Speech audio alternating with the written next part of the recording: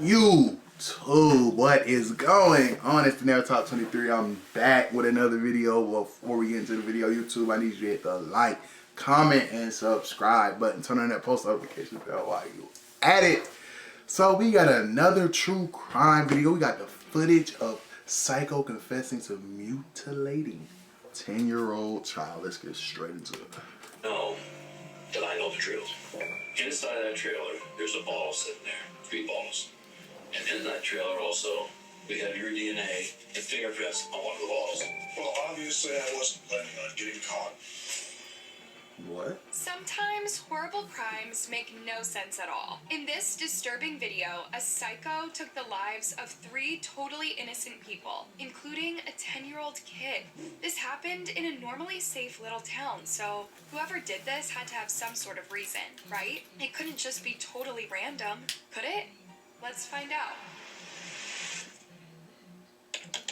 Jake Dehen lived in Amity, a friendly little country town in Maine. Less than 200 people live there, and it's the kind of place where folks leave their doors unlocked. Yeah, apparently those kind of places still exist. Like it's the 1950s. That's actually nice to know. But if you've ever read or watched anything by Stephen King, you'll know that it's often in the quietest little towns where the most shocking crime can often happen.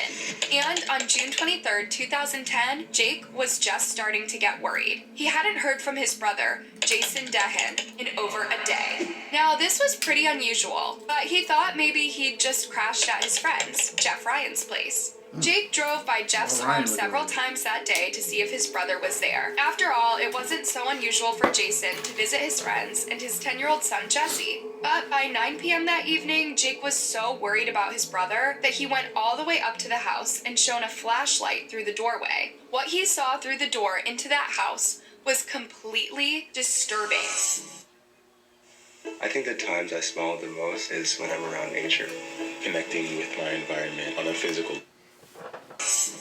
The entire floor was covered in blood. Jake immediately called his dad for some backup, and they both broke into Jeff's house. Yeah, they were super worried. What they found there was shocking. There had clearly been a violent fight, and I can only imagine how terrifying that was. But things were about to get so much worse. At the back of the house, they did find somebody. Little Jesse was lying on the bedroom floor. Horrified, Jake and his dad called the cops, and they did a thorough search of Jeff's home. There was more awful news. They found Jeff outside in the woodshed, and Jake's brother Jason, he was in a ditch by the driveway, having passed away from some horrible wounds. His brother had probably driven right past him. The police quickly figured out that it had been over 27 hours since someone took all 3 lives, and they'd used a hunting blade to do it. But who could have done this? And why would they hurt anyone? Especially a little kid like Jesse. Remember, he'd hidden in the back bedroom in the closet. It's like some monster from a horror movie was after him. But of course, that monster was only human and totally cold-blooded.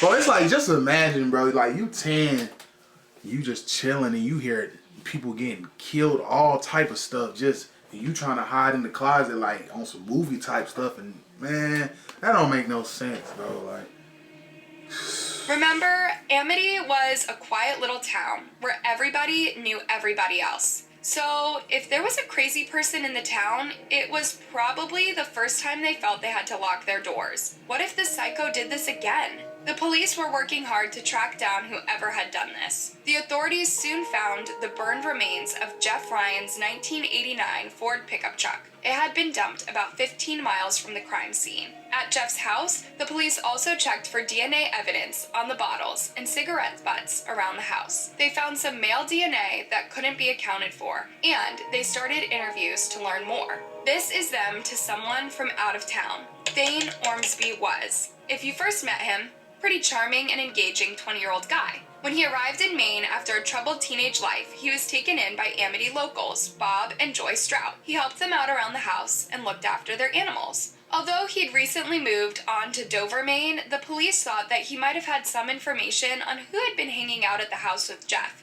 There seemed to be a major connection between him, Tamara, and Tanya Strout, and Jeff Ryan. On June 29th, Thane went in to give the police his DNA and fingerprints. And on July 2nd, the cops called him back to the station. They were pretty sure he knew a hell of a lot more than he was telling them. So the detectives interviewed him, and this is the notorious bit, okay? They used a clever interview technique. Just chatting. Just shooting the breeze. Sounds like you make me feel old. Because I've been in the criminal division here for 20 years. Yeah. You're 20. And so This gradually got him to open up, and Thane seems to be enjoying the interview. That didn't last for long. They started to slowly pick apart his story. He said he'd never been in the corridor of the house. The detectives made sure the pressure increased, catching him out over and over. Jason, well, now we have a problem. Why? All right. Inside that trailer, there's a bottle sitting there. 3 bottles. And in that Then trailer where they also, gonna get his ass? we have your DNA and fingerprints on one of the bottles. Did you ever see any Columbo? The interview kind of played out like that show. The detective acted a dumb, but he knew that that little beer bottle lie was a dead giveaway and kept trapping him in false statements. They soon got him to open up about really knowing Jason. In a panic, Thane demanded a break, and the detective was more than happy to give him that. They knew that Thane would probably react best to kindness because of his rough upbringing, and he also gave Thane a lot to think about. You know that I know the truth. And I want you to know that we're doing a search warrant right now up at Bob's and Joyce's. We got full statements from both of them. That's not consistent with you up to this point. And all the other lies were overturned. By the end of his coffee break, Thane was trying a new tactic. He was suddenly very, very upset. It's the first time I've cried. Yeah. Run out. It's a lot to absorb, buddy. It's a lot to process. After more questioning, the detectives eventually got Thane to admit he was at the house the day of the attacks, and that he was behind them. You said I didn't do it. I said I know. No, that's right. You said I know. Well, obviously I wasn't planning on getting caught. Fuck. He eventually told the police he did it because Jeff was a dealer. Now, there's no real evidence for that claim at all. I think we should start with why. Okay. I know you want the hard details. Right. Jeff Ryan. Jeff Ryan. And I never got this far. And I've never met him either. Yes, sir. Okay. And he probably has nothing to do with this case. Has nothing to do with the situation. Back in the day, there were 3 people that were the biggest dealers. I won't mention one, but the other 2 were Jeff Ryan. And you wanted to rid the world of that.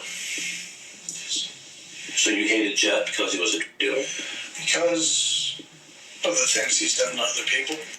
This is just not true. Bro, Remember that Thane constantly changed his story and it got worse Who do you every think he time? is? But the one part I really wish wasn't true. He also described chasing after little Jessie. Jason, Jesse here in the back room. So I chased Jesse, and he was the quickest. He just said he was scared.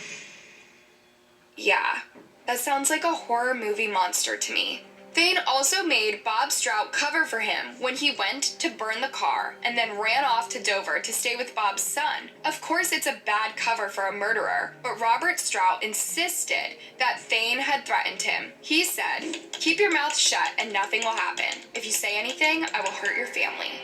So, I guess we can't really blame Bob for that. Jason's daughter, Skylar, was really hit hard by all of this. She couldn't sleep without a nightlight anymore. She was in tears when the daddy-daughter dance at her school totally drove home what she'd lost. And on Fridays, it got even worse. I cry because that means the weekend's coming, and I always spent the weekends with my father. The only hope was that Thane would finally get what he deserved. See, that'd be one of the saddest parts, though. It's like the family, man. Like, you losing somebody to a murder. Like, it's one thing to lose somebody because they sick or a car accident, but if they just flat out getting murdered, like, that just don't make no sense. Like, I can't even imagine, like, taking that type of pain in, bro. Like,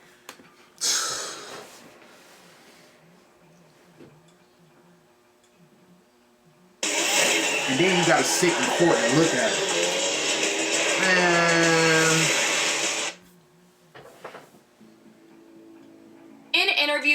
release, he was very weird and admitted to just about all of it. He also admitted to taking Jeff's truck and then burning it. My plan was to kill Jeff Ryan, to take his vehicle.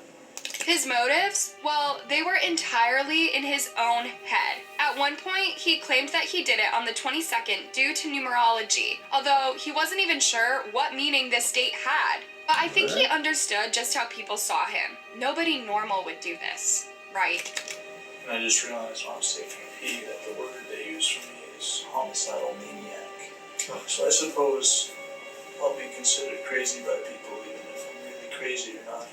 I guess the manic part inspired him to wheel out the good old insanity plea. Like, don't even bother, it's actually more crazy to try and use that. He wasn't hallucinating, seeing pixies or pink elephants or hearing the voice of God. Or is it even scarier that a supposedly sane person would do this? Apparently, a lot of his issues came from a horrible childhood. From age 12, his mom and her partner really abused and neglected him. That's going to mess anyone up. But what he did is totally inexcusable. And the insanity plea and interviews from experts just dragged the trial out another 4 or 5 days. Then the jury had to decide if the being out of his mind defense was actually true. Spoiler alert, the jury decided it wasn't. And that's even after his mom admitted he'd had a horrible childhood that might have made him this way. And that's the only part of the trial where he showed any sadness. Once they decided he wasn't going to get a secure hospital for the rest of his life, they started the second half of his trial. This part was a lot shorter. The victims' families were still hoping for a sensible verdict. It was a really tough time for them, as the trial went on for 3 whole weeks. There's not going to be any justice, you know. I mean, our family's, you know, it's gone, and they can't be replaced, you know. I mean, so all you can do is hope for this, you know, and that he'll go where he's supposed to be going. So you might be relieved to hear the final decision. Thane was eventually found criminally responsible for taking all 3 lives. On June 7th, 2012, he was handed the maximum of 3 life sentences, 1 for each victim. This hasn't stopped this psycho from appealing 3 times for his sentence to be reduced. But don't worry, it hasn't worked so far. And because this happened in Maine, he can't get an early release for good behavior. They got rid of parole there. So he has zero chance of getting out until he's completed his stay in prison. And they threw in another 15 years' time for the charge of arson after he burned the car. It's like they wanted to make sure he would stay in there. Also, no governor would ever pardon him. So he really isn't going to get an early release. The authorities think he'll pass away in prison, and from what I can tell, that might just be for the best. This random attack on Jason, Jeff, and little Ryan were just too awful. It's not surprising that Jason's dad said, "May God not have mercy on his soul." Even worse, he barely seems to understand why what he did was so bad, and he didn't even react with any empathy, even when Jesse Ryan's aunt read out a sweet letter which the kid wrote about his dad. All the same, I wonder if they started to lock their doors in Amity after this, because what's really terrifying about this case is how some psychotic monsters can sometimes look just like anyone else. Pretty scary. What do you think about this case? Is Thane too dangerous to ever be let out? Let me know your thoughts down in the comment section below. What do you mean? Is he too dangerous? He just he did that to 3 people. Like, man, he don't never need to see the day of light. Especially because of that 10-year-old. Like, come on, man. Like, that just don't make no sense. But YouTube, if you made it this far in the video, go ahead and hit that like, comment, and subscribe button. Catch me on the next one.